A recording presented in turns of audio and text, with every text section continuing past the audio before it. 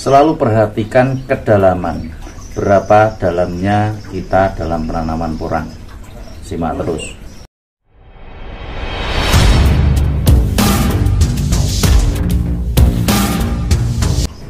Assalamualaikum warahmatullahi wabarakatuh.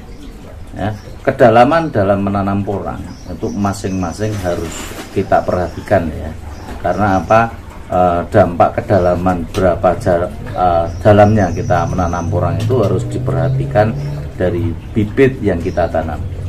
Kalau penanamannya mungkin dari bibit kata, ya, kata atau mungkin spora, itu mungkin juga kedalaman cukup, kalau spora yang mungkin cukup 2 cm. Kalau bibit katak pun juga nanti akan melihat ya, harus kita lihat berapa besar katak yang kita tanam ya, antara 3 cm sampai dengan 5 cm. Nah, ini harus diperhatikan karena apa? Nanti akan berakibat di dalam pertumbuhan nantinya. Nah, untuk umbi sendiri pun juga harus kita perhatikan. Umbi yang kecil atau umbi yang besar, masing-masing harus kita perhatikan kedalamannya masing-masing. Kalau terlalu dalam, ini berakibat nanti pertama busuknya tanaman, atau mungkin kalau seandainya itu pun tumbuh nanti akan mengganggu pertumbuhan atau perkembangan umbi. Salah satu contoh mungkin yang di sini ada umbi-umbi yang di sini ini yang kelihatannya agak menonjol kayak ini. Nah, ini akibat karena ada dalamnya ya, dalamnya penanaman itu terlalu dalam sehingga tunas itu sempat mati sehingga muncul lagi umbi yang di atas. Salah satu contoh. Nah ini ada contoh lagi ya, yang susun ya, susun tumpuk kayak gini. Ini umbi-umbi yang kayak bertingkat kayak gini. Ini biasanya terlalu dalam. Tanaman dari katak mungkin dulunya terlalu dalam. Nah, apabila ini penanaman ini akan berlangsung terus ya, ini akibatnya pertama tadi ini busuk, yang kedua terjadi penumpukan yang kayak gitu. Terus untuk penumpukan yang kayak gini ini bisa juga terjadi karena alam ya, tumbuhan itu mati, udah dorman dulu, terus ini belum sempurna tapi tumbuh lagi, tumbuh yang kedua, akhirnya muncul tunas yang kedua, itu membentuk umbi lagi yang di atasnya. Ini yang mengakibatkan umbi-umbi terjadinya kayak gini, sehingga pembasaran umbi itu tidak akan bisa maksimal ya. Terus di sini ada umbi-umbi ya, umbi-umbi yang kita karantina.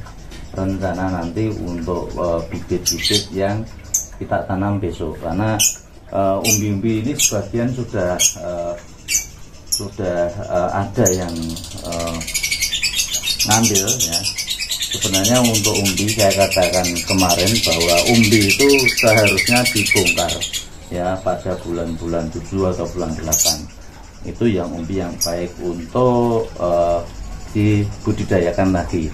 Tapi kenapa ini kita bongkar? Karena lahan yang di sini, lahan-lahan tertentu itu harus kita siasati ya.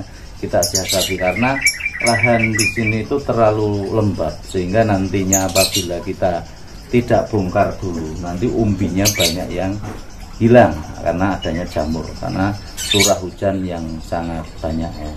Akhirnya umbi-umbi kita bongkar karena banyak sekali yang menjamur ya, dan kita perlu ekstra perawatan. Nah, ini bagi pemula lebih baik nanti bongkar bulan 8, bulan 7 itu sebagai umbi bibit. Tapi kalau seandainya kita melihat keadaan lahan itu kebetulan umbi-umbi yang coba kita bongkar 1-2 kok menjamur ya, harusnya kita melakukan tindakan ya, pembongkaran ya, supaya nanti tidak hilang semua umbinya ya.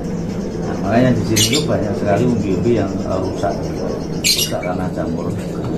Ini yang harus kita karantina nanti di sini ya.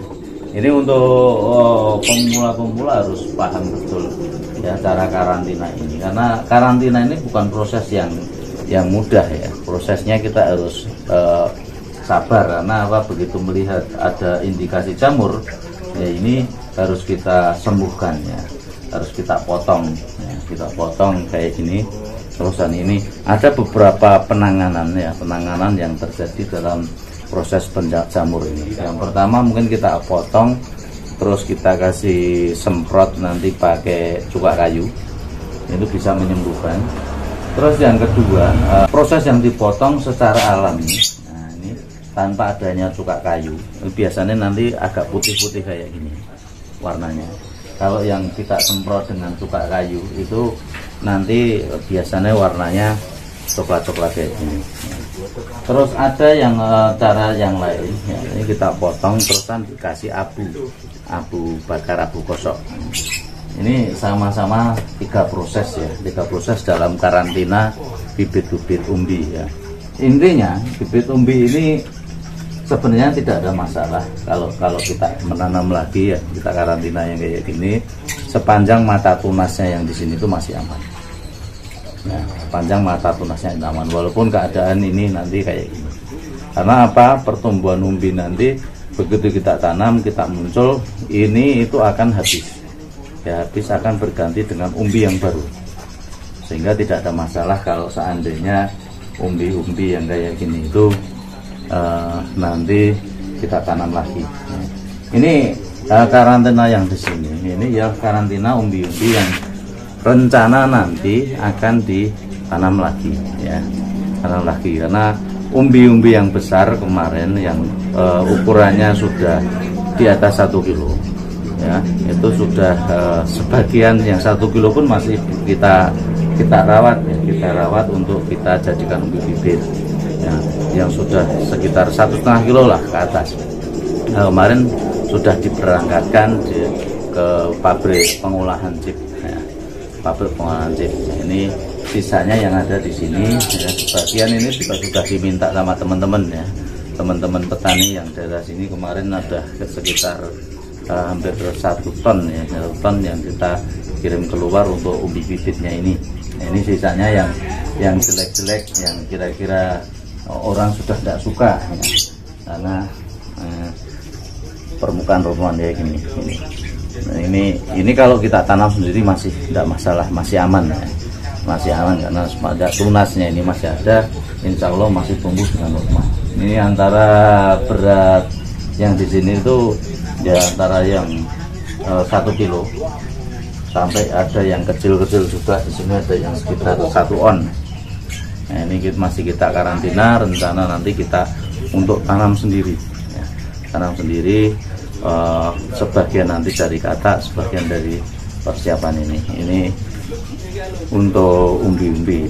Nah, ini kembali lagi perhatikan betul-betul jarak dalam kita menanam ya, supaya nanti hasilnya akan maksimal, tidak terganggu dengan kedalamannya, terlalu dalam atau mungkin terlalu dangkal. Kalau terlalu dangkal bagaimana?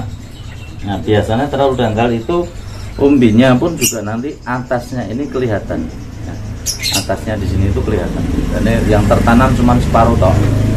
Nah, ini atasnya biasanya nanti pertumbuhannya pun juga kurang maksimal.